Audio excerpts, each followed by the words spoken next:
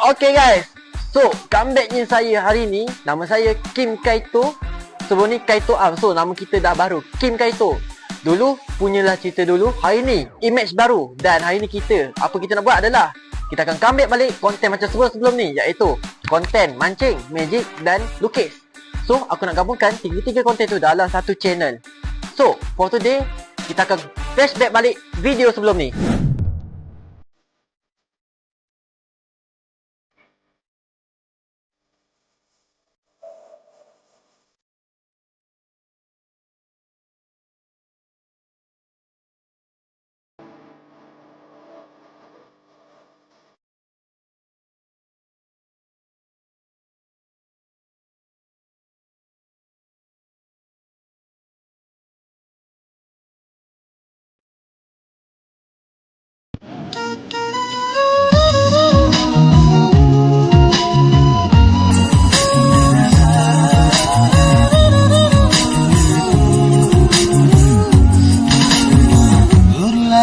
Sudah Ramadan, sebulan berpuasa, tiba Syawal kita rayakan dengan rasa gembira.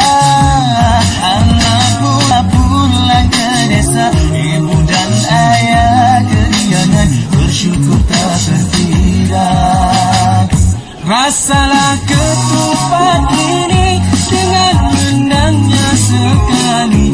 Sudilah rasa kueku, pilihlah yang mana satu. Hari di hari begini, kita menjamu selera, kita bermaaf-maafan di suasana hari raya.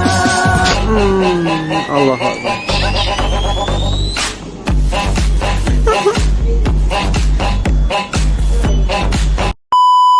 So sekarang ni planning aku adalah aku akan buat magic dekat public, same time aku akan buat lukis sambil buat magic. Kemudian aku akan buat mancing sambil buat magic. Mesti korang fikir macam mana aku mancing tapi buat magic. Korang jam kan? So aku cadang, aku buat satu video, satu customer and then satu magic. Kedua, kita akan buat lukis. Lukisan kita sambil tutup mata, iaitu magic juga. Yang ketiga, mancing sambil buat magic.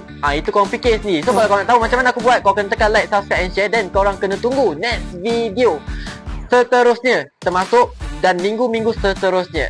So aku nak korang support aku dan promote to your friend. And then yang mana support aku daripada dulu, daripada 2020 sampai yang sekarang, walaupun tak ada video selama ni. So aku nak ucapkan terima kasih sebab masih subscribe dan masih tunggu aku sampai aku comeback. So thank you sebab support aku. Okay, itu sahaja dari saya. Thank you so much.